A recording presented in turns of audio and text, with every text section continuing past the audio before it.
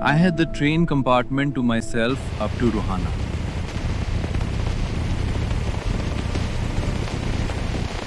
Then a girl got in. The couple who saw her off were probably her parents. They seemed very anxious about her comfort.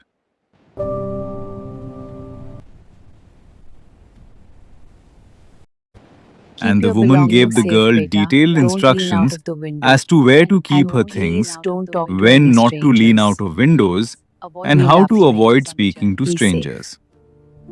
They called their goodbyes, and the train Have a safe journey. pulled out of the station. As I was totally blind at the time, my eyes sensitive only to light and darkness, I was unable to tell what the girl looked like. But I knew she wore slippers from the way they slapped against her heels.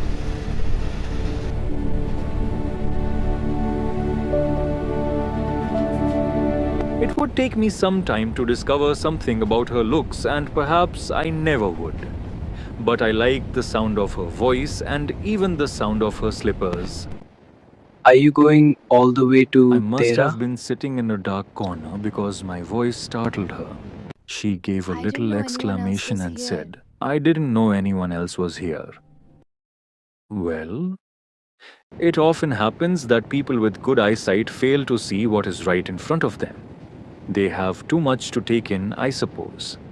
Whereas people who cannot see, or see very little, have to take in only the essentials, whatever registers tellingly on their remaining senses. I didn't see you either, but I heard you come in. I wondered if I would be able to prevent her from discovering that I was blind. Provided I keep to my seat, I thought, it shouldn't be too difficult. I'm getting off at Saharanpur. My aunt is meeting me there. Then I had better not get too familiar. Aunts are usually formidable creatures. Where are you going? To Dera and then to Mussoorie. Oh, how lucky you are. I wish I were going to Mussoorie. I love the hills, especially in October. I said, calling on my memories. The hills are covered with wild dahlias.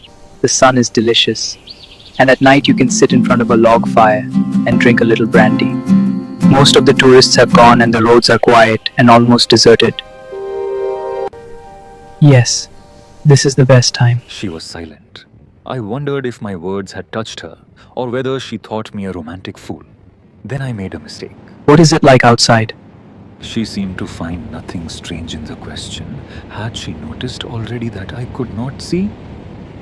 But her next question removed. Why don't you look out of the window? I moved easily along the berth and felt for the window ledge. The window was open and I faced it, making a pretense of studying the landscape.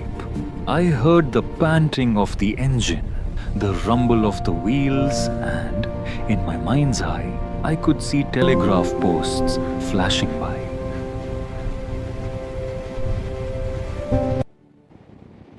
Have you noticed? The trees seem to be moving while seem to be standing still. That always happens. Do you see any animals? No, I answered quite confidently. I knew that there were hardly any animals left in the forests near Dehra. I turned from the window and faced the girl, and for a while we sat in silence. You have an interesting face. I remarked. I was becoming quite daring, but it was a safe remark. Few girls can resist flattery.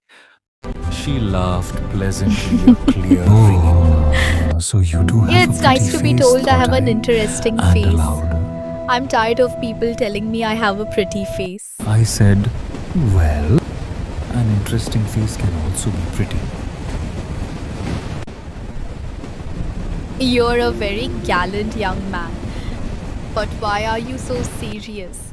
I thought then that I would try to laugh for her, but the thought of laughter only made me feel troubled and lonely. We'll soon be at your station.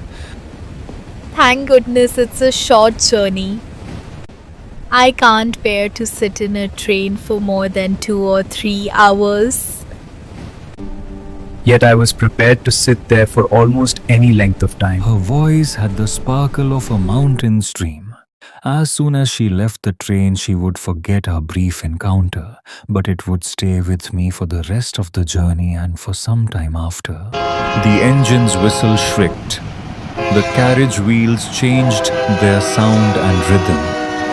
The girl got up and began to collect her things. I wondered if she wore her hair in a bun, or if it was plaited. Perhaps it was hanging loose over her shoulders, or was it cut very short? The train drew slowly into the station. Outside, there was the shouting of porters and vendors and a high-pitched female voice near the carriage door. That voice must have Can't you belonged see to where the you're girl's going? aunt. Goodbye. She was standing very close to me. So close that the perfume from her hair was tantalizing. I wanted to raise my hand and touch her hair, but she moved away. Only the scent of perfume still lingered where she had stood. There was some confusion in the doorway. Sorry, A man getting into the compartment stammered an apology. Then the door banged and the world was shut out again. The train gathered speed, the wheels took up their song, the carriage groaned and shook. I found the window and sat in front of it, staring into the daylight that was darkness for me. So many things were happening outside the window. It could be a fascinating game guessing what went on out there. The man who had entered the compartment broke into my reverie. You must be disappointed. I'm not nearly as attractive a traveling companion as the one who just left. She was an interesting girl. Can you tell me, does she keep her hair long or short? I don't remember. It was her eyes I noticed, not her hair. She had beautiful eyes, but they were of no use to her.